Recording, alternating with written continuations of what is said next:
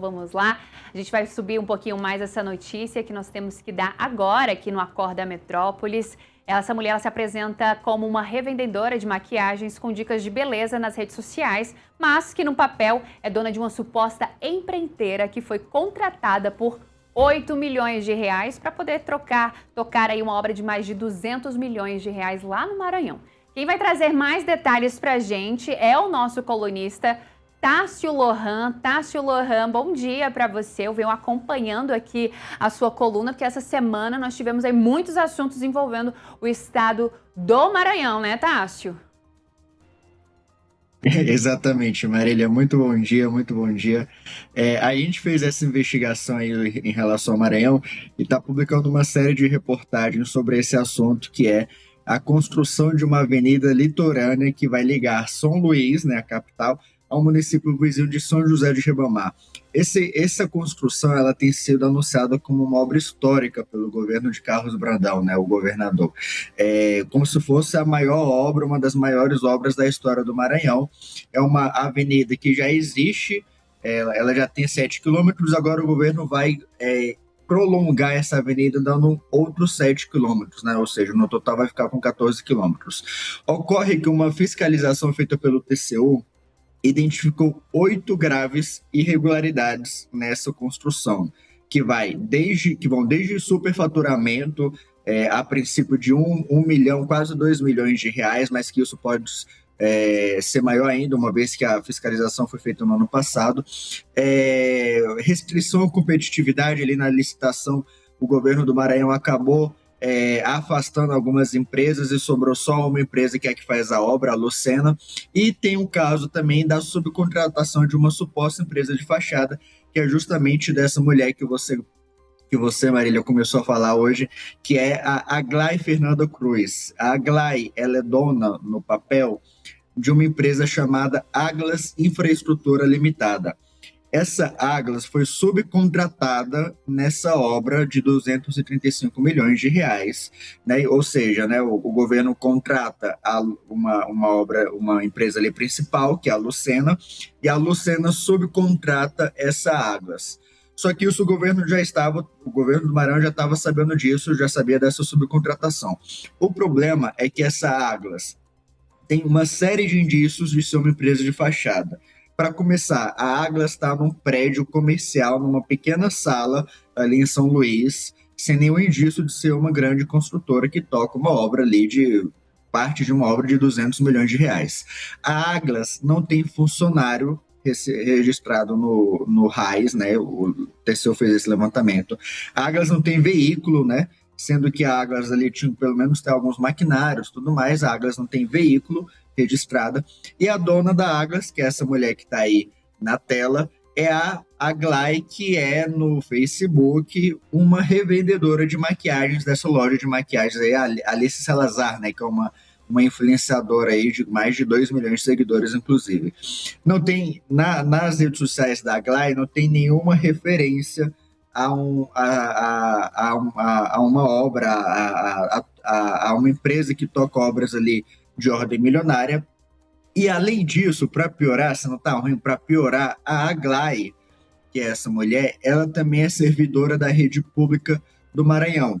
Ou seja, ela é professora de uma escola ali no Maranhão, tem salário de 6 mil reais e isso, obviamente, é proibido.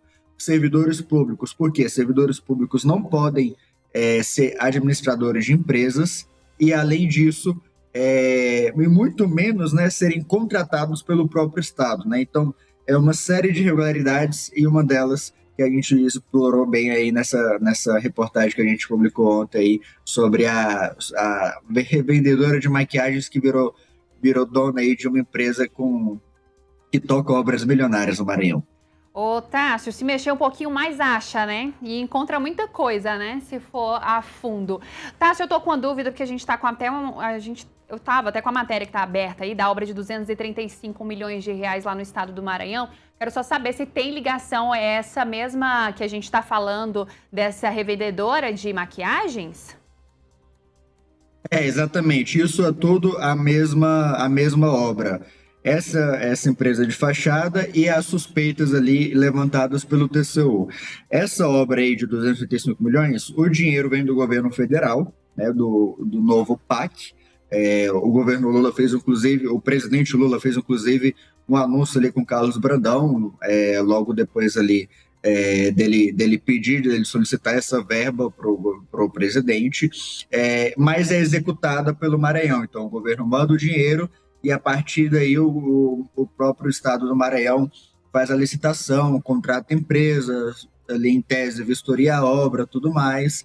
E aí, inclusive, quando o TCU já levanta essas 8 graves irregularidades, o TCU já considera, inclusive, já antecipa que está avaliando eventuais responsabilizações aos gestores, ou seja, já está ali considerando que pode ter, de certa forma, avançar em alguma forma de punição aos gestores. Ainda não sabe exatamente quem que seriam esses gestores, pode ser o secretário de infraestrutura, pode ser algum órgão ali do governo do Maranhão, ou até mesmo o governo federal. Hoje a gente mostrou, por exemplo, que essa obra foi aprovada no governo federal em 3 horas, o que é uma velocidade muito rápida, e que se quer analisar a viabilidade dessa obra. Então a gente tem identificado ali vários fatores aí que chamaram a atenção não só da imprensa, mas sobretudo do TCU, que fez o relatório extenso aí apontando essas irregularidades. Marília.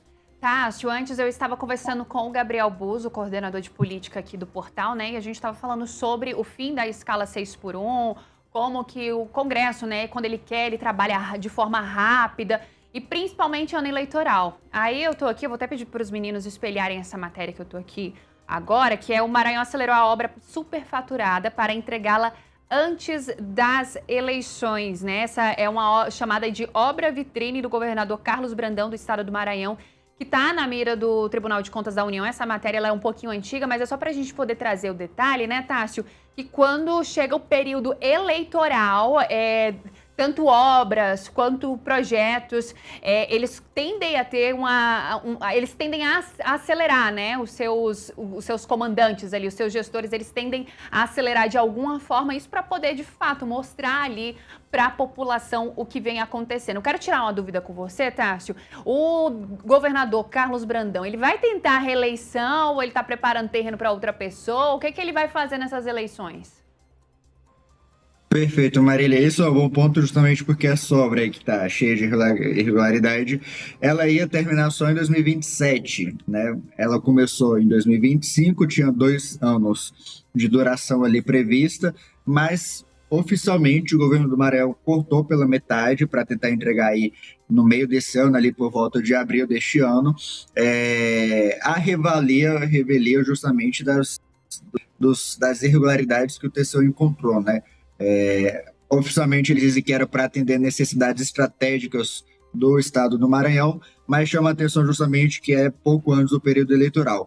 O governador Carlos Brandão, ele não pode ser reeleito porque ele já foi reeleito em 2022, né? Ele assume o posto do Flávio Dino, né? Que ele havia deixado o governo do Maranhão para tentar uma cadeira no Senado, conseguiu a cadeira no Senado, mas depois virou ministro, né? E o Carlos Brandão assume esse resto do mandato ali em 2022, é reeleito e passa aí até 2026. Então, ele não pode, a princípio, participar da eleição para governo do Maranhão. No entanto, existe uma conversa ali de que ele pode se candidatar a senador do estado. Isso ainda não está muito claro, mas existe essa conversa de que ele pode ser candidato a senador do estado, e existem conversas mais avançadas ainda de que ele vai indicar o sobrinho dele, que é secretário dele, inclusive, para sucedê-lo no governo do Maranhão. Isso tem causado muitas intrigas, porque existe ali um descontentamento por parte da esquerda em relação à família Brandão. Então, existe uma discussão ali muito grande. Em resumo, existem vários candidatos de esquerda que querem ser governador, e ainda não está muito claro ali qual que vai ser o candidato, se vão ter vários candidatos, se vão romper ou se não vão romper. Está meio esse imbróglio ali, mas existem justamente essas duas conversas, tanto que o Carlos Brandão vai tentar o Senado, e tanto que o sobrinho vai tentar ser governador ali no lugar do tio. Ele e possivelmente para o seu indicado, né, Tássio? Nessas eleições, o trocadilho aí, né, preparando aí o caminho nessas eleições, a gente deve encontrar muita coisa.